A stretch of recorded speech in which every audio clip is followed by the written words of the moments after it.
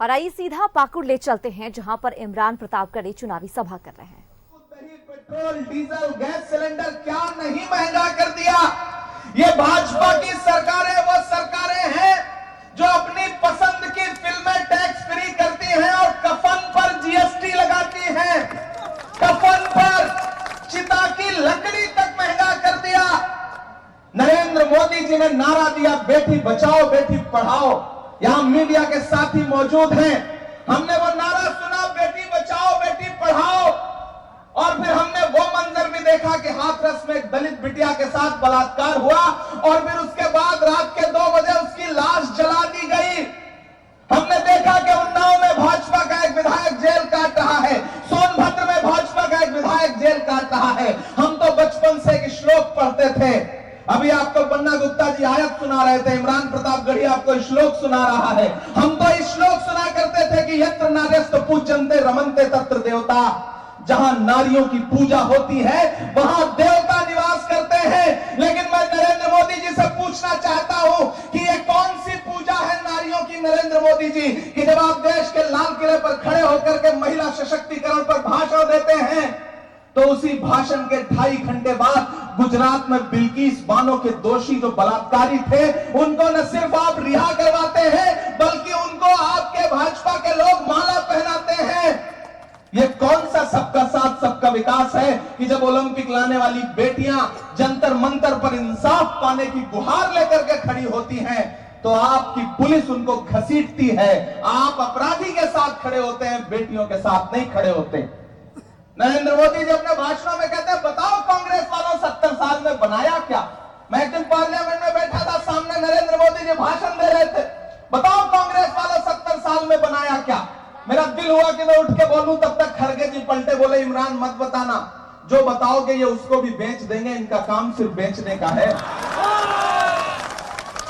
ये भाजपा के लोग 70 साल 70 साल 70 साल। अरे मैं तो यहां कह रहा हूं कि जो भाजपा की सरकार अपना चलाया हुआ 2000 का नोट 7 साल नहीं चला सकी, वो हमसे 70 साल का हिसाब मांगती है। जो सरकार अपना चलाया हुआ नोट नहीं चला पाई वो देश क्या चलाएगी। मैं तो देश की पार्लियामेंट में भी खड़ा होकर के पूछता हूं कि आपने कहा था नरेंद्र मोदी जी 2014 में कि बहुत भाइयों बहनों मेरे हाथ में देश के खजाने की चाबी सौंप दो, मैं देश नहीं लुटने दूंगा, चौकीदारी करूंगा। तो मैं तो पार्लियामेंट में भी पूछ रहा हूं और यहां गुमानी के इस मैदान में भी खड़ा होकर के उनसे पूछ रहा हूं कि कहां सोया है चौकीदार। मुझे लगना चाहिए कि मैं जिंदा दिल लोगों के बीच में हूं।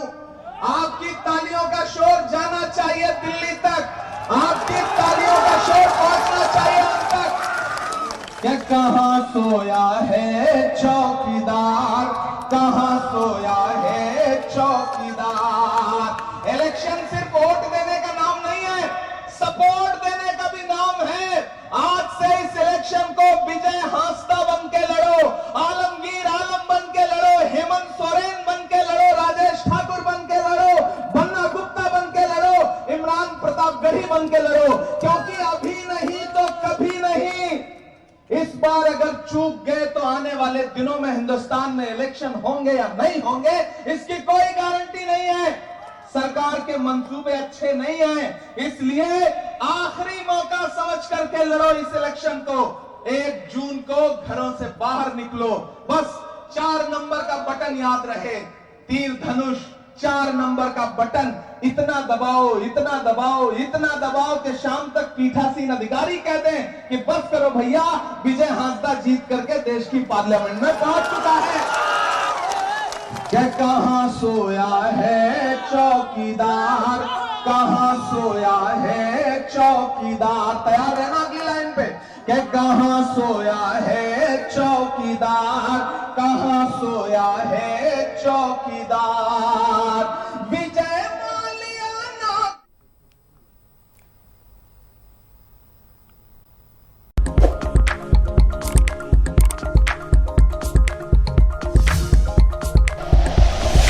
Like and share videos, subscribe करें हमारा चैनल और प्रेस करें बेल आइकॉन।